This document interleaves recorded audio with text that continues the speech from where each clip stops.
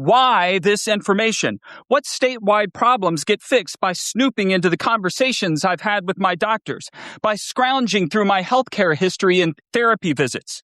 What public crisis gets solved by knowing the dates of my medical care, my prescriptions, how often and how long I'll be taking them, even what form they come in?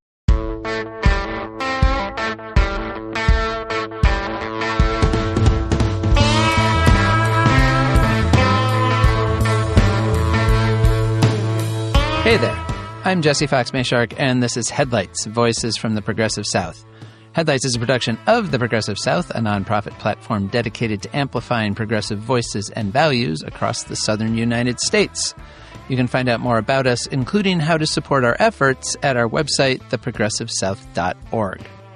No interview for you this week as I'm traveling, but with legislative sessions wrapping up across the South, we're going to look at some of the latest laws aimed at our LGBTQ communities, and transgender people in particular. You might think conservative lawmakers would be running out of new ways to bully and discriminate against trans people who have been a leading target of hostile legislation for more than a decade. But you'd be wrong. If bigotry is nothing else, it's relentless. The voice you heard up top was Darren Johnson, a trans woman who is co-chair of the Tennessee Equality Project in Nashville.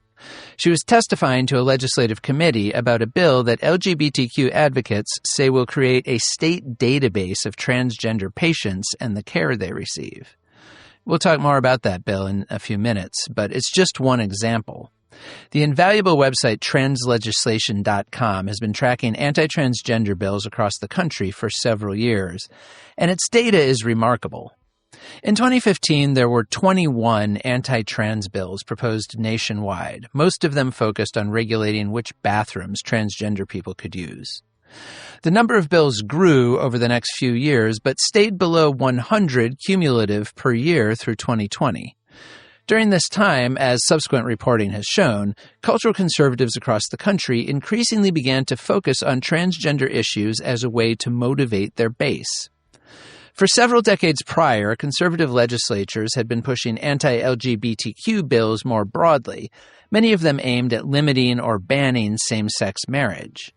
But shifting cultural tides had started to blunt the political utility of anti-gay legislation as public support for gay rights grew. By the time the U.S. Supreme Court established marriage equality as a constitutional right in the 2015 Obergefell decision, polls showed that about 60% of Americans supported same-sex couples being able to wed. At first, it seemed as if acceptance of transgender people might follow that same trajectory. When North Carolina passed one of the first bathroom ban bills in the country in 2016, there was national pushback and threats of economic boycotts that led the state to partly rescind the measure a few years later.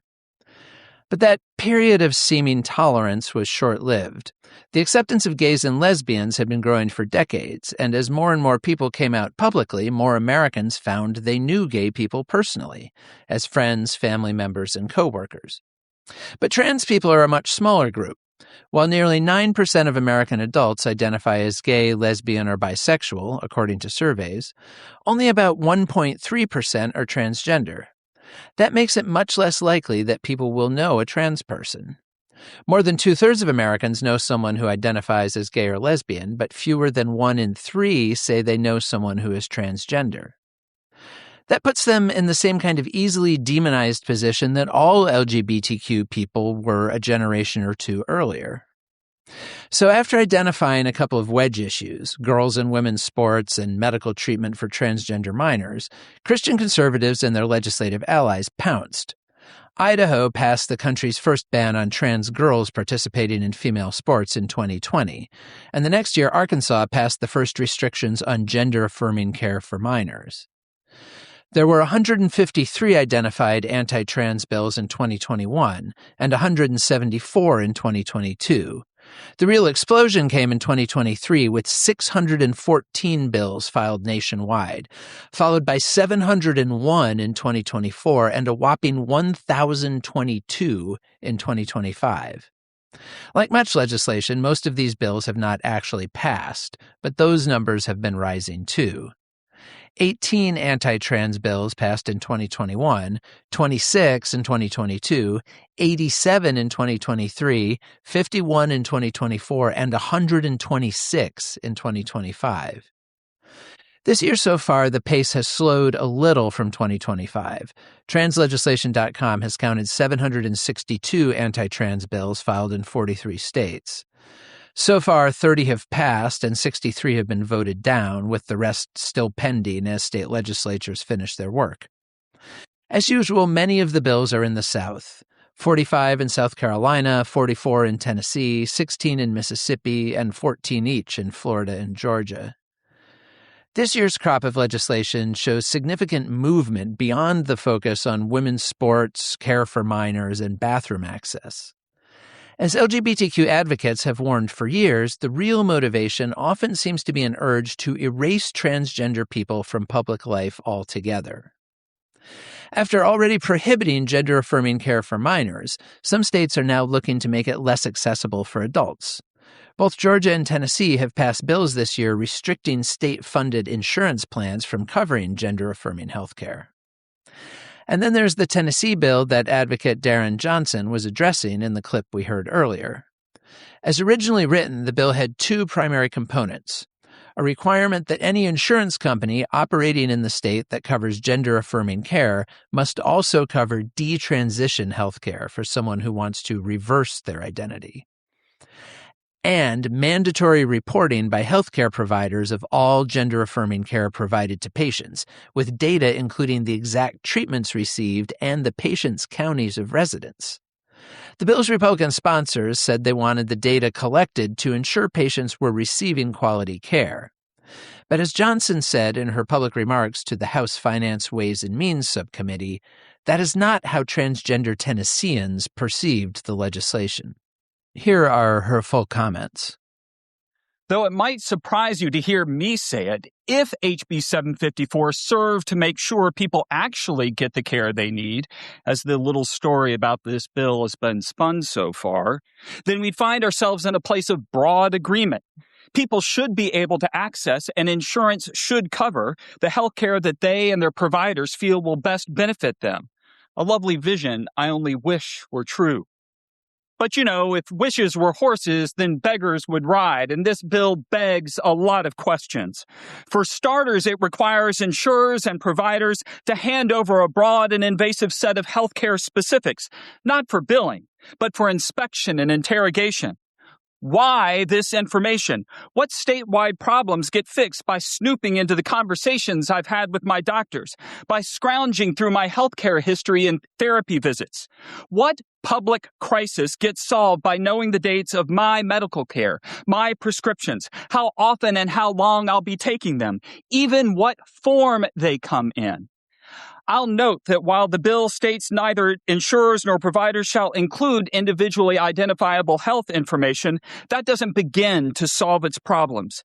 This makes the third year now I've been following this legislation around, and I will underscore again that this bill presents a slew of HIPAA concerns, requiring the collection of numerous elements of IIHI as defined in 45 CFR 160. An example, this bill mandates the Department of Health compile a generalized report of all the details now required from insurers and providers. Remember, though, the definition of individually identifiable health information in the CFR includes not just that information by which one can be directly identified, but also that information, quote, from which it is reasonable to believe one can be identified, end of quote. Pair the small population under the bill's surveillance with, say, the fact some proportion of them will live in low-density areas, and very quickly identification, even from abstract data, becomes very reasonable to believe indeed. You'll notice we've moved from a high-minded story about assuring people get care to details about how this bill targets specific groups and risks identifying individual people, creating state-held registries of both providers and patients. That's what is actually at the heart of this bill. Its list-making and surveillance are what it's really about. I urge you to vote no on HB 754, a bill not about fairness and health, but about collecting data, making lists, and targeting patients like me and the providers who offer us care. Thank you. The bill was ultimately amended a little before it passed to provide more privacy protections for patients. The Tennessee Equality Project called the law dangerous and said in a statement, quote, "Legislators are going after an easy play for culture war points in their upcoming elections. Their play, though, exposes actual people to real-world risks and begs the question of why the state would take on such liability while further endangering our communities' lives," unquote. Another bill passed in Tennessee this year restricts protections for transgender people at local governmental levels across the state. It prohibits any city government, school board, or other local agency from including gender identity as a protected category in any anti-discrimination or anti-bullying ordinance or policy. The state's 5 largest cities, Memphis, Nashville, Knoxville, Chattanooga, and Clarksville, all include some protections for gender identity in their employee anti-discrimination policies. Under the law, they will have to remove that wording before January 1st, 2027, or be subject to civil lawsuits. It is unclear how the cities will respond. Mississippi, meanwhile, has joined Tennessee, Florida, and a handful of other states in insisting that the gender indicated on a state driver's license must reflect a person's sex assigned at birth. What this means is that a trans woman or man may have an ID photo that reflects their gender identity, but a marker on the license that says the opposite, at a minimum creating the potential for confusion during air travel or traffic stops. And North Carolina and Tennessee have both passed bills allowing patients who receive gender-affirming surgery or hormone treatments to sue their healthcare providers up to 25 years after the fact for any alleged harms resulting from the treatment. The sponsors say the laws are to protect patients, even though studies show that because of the long required preparation and lead time before gender-affirming interventions, they have a regret rate of just 1% or so. LGBTQ advocates say the real goal is to scare doctors and medical systems away from providing the services in the first place by dangling the possibility of litigation years in the future. And all of this, remember, is being whipped up against a minority so small and powerless that a lot of the people proposing and passing laws against them don't even know any of them. I'm in Memphis this week, which I'll be talking about in a future episode. And it has me again reading one of my heroes, the anti-lynching journalist and muckraker Ida B. Wells. She was well acquainted with the mob mentality, both because she wrote about lynchings and because a literal mob sacked and burned her Memphis newspaper office. She wrote this about the lynch mobs, quote, "Brave men do not gather by thousands to torture and murder a single individual, so gagged and bound he cannot make even feeble resistance or defense," unquote. Symbolically, I think that also applies to legislators, those brave men and women, bringing the power of entire state governments to bully, harass, and stigmatize some of their most powerless and defenseless constituents.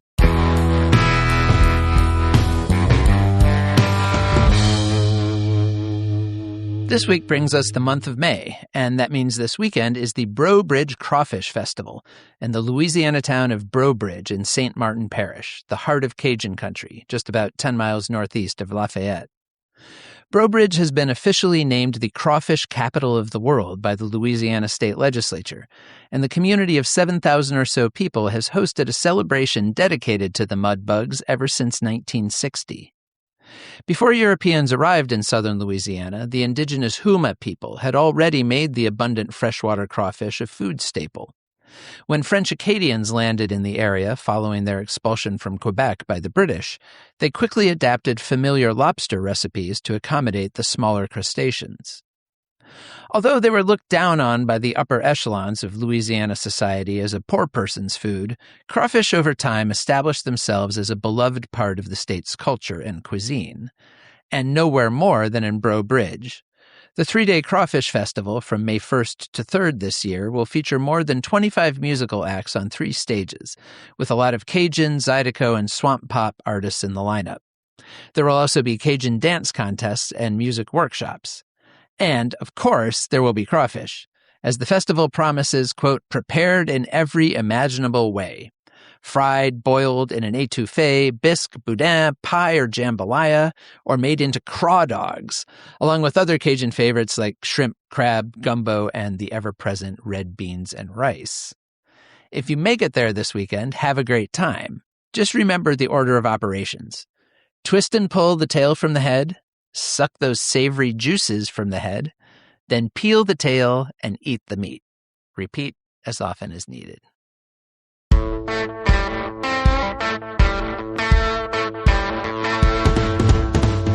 And that wraps us up for this week. Remember, the Progressive South is a nonprofit enterprise, and you can find information about supporting us on our website, theprogressivesouth.org. You can also reach out to me directly at jmayshark@theprogressivesouth.org. Thanks to our friends in Bark for our theme music, and to Lord Seth the Libertarian for his production work at Barbarian Productions. And thanks to you for listening. We'll talk to you soon.